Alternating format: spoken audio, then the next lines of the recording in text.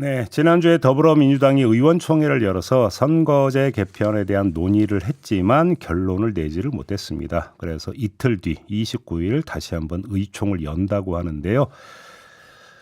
가장 앞장서서 연동형 비례대표제 유지와 위성정당 금지를 주장하고 있는 분이죠. 이탄희 의원을 다시 한번 스튜디오로 모셨습니다. 관련 얘기 나눠보겠습니다. 어서 오세요. 네, 안녕하세요. 네, 이 의총 분위기는 어땠습니까? 일단 그날 선거법에 대한 이야기가 주를 이뤘고요. 네. 발언했던 의원들의 절대 다수가 다 국힘과의 야합은 안 된다라고 명확히 발언을 했고요. 그 야합이 병리평을 얘기하는 겁니까? 그렇죠. 이제 과거의 선거법으로 퇴행하는 건 안 된다. 진짜 절대 다수 맞습니까? 네, 그렇습니다. 한두 명 정도가 네. 이제 뭐 현실론을 이야기를 하면서 위임을 하자. 정개특위 쪽에다가 이런 의견이 있었고요. 나머지는 절대 다수가 다 회기는 안 된다라는 명확한 이야기를 했습니다. 혹시 근데 지도부 인사의 발언은 있었습니까? 그 자리에서? 그 지도부가 의원총회라고 하는 게 사실은 이제 지도부가 먼저 발제를 하고 의원들이 결정을 하는 방식이 있고 의원들의 의견을 수렴하는 방식이 있는데요. 그날은 의원들의 의견을 수렴하는 방식이었습니다. 이재명 대표는 홍익표 원내대표 일체 언급이 없었습니까? 그날은 이제 결정을 저희가 못했어요. 그래서 사실은 마지막에 이제 의원들 숫자도 많이 줄어들고 네. 얘기가 길어지다 보니까 네. 좀 그런 측면이 있었습니다. 그러니까 지금 의원님의 말씀을 정리하면 의총의 분위기는 연동형 유지가 대세다. 그렇습니다. 의원들 사이에서는. 네. 의원님 입장에서 그냥 그 아전인수 해석하신 건 절대 아니다. 숫자로 제가 말씀드렸습니다. 그 지금 보도가 하나가 나왔는데 당에서 시뮬레이션을 해봤더니 네. 연동형으로 하고 민주당이 위성정당을 안 만들면 네. 최대 그 국민의힘의 35석을 뺏기고 원내 과반 정당이 될 수가 없는 것으로 이렇게 결론이 나왔다. 그래서 당 지도부가 고민에 빠졌다. 이런 기사가 지금 나왔어요. 혹시 그 문건 보셨습니까? 보지는 못했고요. 예. 근데 좀 이상하지 않으십니까? 뭐가요? 그러면 현행대로 하면 국민의힘이 35석이나 이득이라는 건데 왜 국민의힘은 저렇게 목숨을 걸고 현행대로 하면 안 된다 이러고 있을까요? 그러니까 이제 대신 이제 국민의힘은 민주당도 위성정당 만들 거라는 경계심 때문 아닐까요? 뭐 그렇게 이야기를 하지만 여기서는 위성정당 안 만드는 걸 전제로 한 거니까. 그렇기도 하지만 또 어제 보니까 SBS 인터뷰에서 국민의힘 측은 병리평으로 돌아가야 국민의힘이 단독 과반할 수 있다 이런 이야기 하더라고요. 그래요? 그러니까 이 시뮬레이션이라고 하는 게 물론 뭐 전문가들이 한 거겠죠. 그래서 토론도 해야 되겠죠. 앞으로 공개가 되면 뭐 그건 좋다고 저는 생각하지만 그것에 의해서 실제로 선거 결과가 맞춰진 적이 없고요. 중요한 건 믿을 게 뭐 민심입니다. 민심. 예, 국민의 마음을 얻는 것. 그리고 특히나 그게 민주당의 정치입니다. 저희는 그렇게 해서 승리해 왔습니다. 원칙대로 가야 된다. 그렇습니다. 그 지금 원칙과 상식이라는 모임, 그다음에 김동연 경기지사도 병리평 회기 반대, 위성정당 방지 이런 입장을 내놨는데 혹시 의원님하고 좀 얘기 나눈 바가 있습니까? 저는 그렇게 입장이 나올 거라고는 예상을 못했습니다. 전혀 별도 차원에서의 움직임입니까? 저는 뭐 그 입장이 나오리라는 거 전혀 예상을 못했습니다. 그러면 이제 그러면 흐름은 같다 이렇게 보시는 거예요? 이 내용에 있어서는 저는 뭐 동일한 취지라고 생각합니다. 그래요. 근데 이제 그 의원님의 이런 주장 이제 계속 했고 이럴 때마다 나오는 반론이 선거는 현실 아니냐. 이래서 만약에 지금 다수당의 위치를 국민의힘에 넘겨주면 어떡하느냐. 이 얘기가 계속 따라붙잖아요. 이런 목소리에 어떤 답변을 주시겠어요? 저는 계속해서 말씀드리는데요. 이게 이기는 길입니다. 그러니까 다음 총선에서 예. 저는 두 가지가 지금 핵심 쟁점이라고 생각합니다. 첫 번째는 이제 윤석열 정권 심판이라고 하는 구도로 우리가 치를 수 있느냐. 네. 그것이 중요하겠죠. 두 번째로는 저희 민주당에 대해서 국민들이 보내고 계신 의구심을 우리가 걷어낼 수 있느냐. 두 가지도 연결되어 있기도 합니다. 네.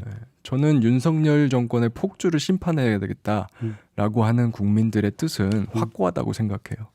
이미 그게 강서구청장 보궐선거를 통해서 확인된 것이고요. 예. 그런데 약간 걸림돌이 되는 게 하나 있는 거죠. 마음 한구석에 좀 불편한 게 있으신 거예요. 국민들께서. 네. 근데 민주당이 단독 180석을 가지고 뭘 했지? 다시 민주당이 단독 180석 가지고 가면 어떻게 되는 거지? 그 의구심을 우리가 제거해 줘야 되는 거거든요. 네. 그렇게 하려고 하면 우리가 여전히 당신들께서 기억하고 계신 김대중 노무현 정신을 계승한 개혁 정당이다. 국민들과의 약속을 지키는 정당이다. 단독 180석 하기 위해서 위성정당 만들었던 거 그게 우리의 탈선이었다. 우리는 이제 바뀌었다. 다시 예전으로 전통으로 돌아간다.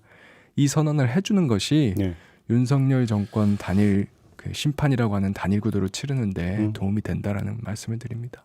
그러면 이렇게 한번 그림을 그려볼게요. 지금 의원님 말씀대로 민주당은 그냥 연동형으로 가고 네. 위성정당 안 만들고 그러면 47석의 비례대표를 가지고 국민의힘은 위성정당을 만들고 여기 이제 다른 소수 정당들이 경합을 해가지고 비례 47석을 나눠 갖는 구도가 되는 거잖아요. 그림이? 위성정당을 만든다고 하면 그렇겠죠. 그러니까 그렇죠. 국민의힘이 만든다고 한다면. 왜냐하면 연동형 유지하면 우리는 만들겠다고 공언을 하고 있으니까. 공언도 하지만 동시에 위성정당 금지법 이런 거 하면 움츠러들죠. 그러니까 지금 의원님의 네. 말씀은 국민의힘도 결국은 못 만들 거다 이렇게 보시는 겁니까? 알 수 없죠. 근데 만약에 만들면 네. 47개의 어떤 의원 자리 중에 상당수를 국민의힘이 가져갈 가능성은 대단히 높다고 봐야 되는 거 아닌가요? 위성정당이 국민들 지지 받는 만큼 가져가겠죠. 예. 상당수라고 우리가 하지만 예. 그게 몇 석이 될지는 알 수 없죠. 그러면 예를 들어서 좀 그러니까 그 민주당하고 친화성이 있는 다른 소수 정당이나 이런 만약 또 신당이 만들어진다면 상당히 선전을 해서 그러니까 비례 47개 가운데 상당수를 가져갈 수 있다고 기대를 하세요? 저는 네. 뭐 일단은 큰 틀에서는 예스고요. 답은. 그런데 질문에 있어서 조금 말씀드리고 싶은 건 민주당 친화라고 우리가 쉽게 표현하지 않습니까? 그거 굉장히 오만한 이야기입니다. 왜요? 민주당은 민주당 입장에서 생각하는 거죠. 네. 국민들은 그냥 국민들께서 선택권을 가지고 선택하시는 거죠. 근데 제가 이 질문을 드린 이유는 전에 인터뷰에서도 의원님은 연합을 말씀하셨기 때문에 맞습니다. 민주당을 중심으로 한 연합이니까 민주당이 그런데 국민들이 주어 주시는 조건 속에서 연합을 이끌어내야죠. 그렇죠. 네. 근데 그리고 그래서 국민의힘하고 더 친한 어떤 소수 정당이 민주당하고 연합할 이유는 별로 없는 거예요. 국민의힘과 민주당 양쪽에 어느 쪽이 더 친하냐 가까우냐 이런 게 문제가 아니고요. 어떤 형태로든지 구성이 되고 나면 저는 거기서 윤석열 정권의 폭주라고 하는 것에 대해서 심판해야 된다라는 공통 분모만 있다고 하면 네. 나머지 정당들을 가지고는 민주당이 그 속에서 연합 리더십을 발휘해야 된다라는 뜻입니다. 그러면 예를 들어서 한번 그 이준석 신당 있잖아요. 네. 만약에 지금 이야기되는 이준석 신당이 만들어지고 일정한 의석수를 갖게 되고 근데 이준석 전 대표 같은 경우는 상당히 윤석열 대통령의 대척점에 서 있으니까 그러면 연합을 할 수 있는 여지는 있다고 봐야 되는 거 아닙니까? 그럼 어떤 내용이 될 수 있을까요? 모든 것은 연합의 여지가 있죠. 그런데 이제 이준석 신당이 어떻게 갈지 또는 다른 신당이 어떻게 갈지 알 수가 없지 않습니까? 사실 뭐 윤석열 정부와 대척점에 있다 없다 이것도 사실 갑론을박이 많은 것이고요. 일단 지금까지 그러니까 이준석 전 대표의 언행만 놓고 보면 그렇죠. 그래서 저희가 가정적으로 그렇게 이야기할 수는 없고요. 저는 원론적으로 말씀드립니다. 합리적인 보수 유권자들 중에서도 네. 검찰개혁에 대해서 동의하는 유권자들이 10명 중에 2명, 3명은 꾸준히 여론조사에 잡힙니다. 그 유권자들을 대변할 수 있는 세력이라고 하면 보수 정당이라고 하더라도 연합할 수 있죠. 해당 사안에 대해서는. 그래요. 그런 원론적인 입장을 가지고 선거법에 대한 이슈를 다뤄야지 선거법에 대한 이야기와 이후의 선거 전략을 뒤섞으면요. 이제 얘기가 산으로 갑니다. 하나만 더 여쭤볼게요. 네. 왜냐하면 언론이 많이 제기를 하니까 네. 이른바 조추송 신당이라는 이제 그 용어가 있지 않습니까? 조국 전 장관이나 추미애 전 장관이나 송영길 전 대표 이들을 중심으로 신당이 만약에 만들어지면 민주당이 곤란해지는 거 아니냐는 얘기가 많이 나오고 있어요. 이 점은 어떻게 보세요? 방금 말씀드린 그대로입니다. 네. 그래요? 당에 대해서 어떤 당이 나오든 선택은 국민들이 하시는 거거든요. 네. 그 언론에서도 비평할 수 있죠. 그러나 기존 정당들이 어떤 정당은 좋은 당, 어떤 정당은 나쁜 당 이렇게 평가하는 태도 자체에 대해서 저는 동의하지 않습니다. 그러면 다 경쟁자들인데요. 저희가 경쟁자들을 배제하기 위해서 입법권을 한쪽 방향으로 행사한다? 병립형으로 돌려서 양당 카르텔 한다?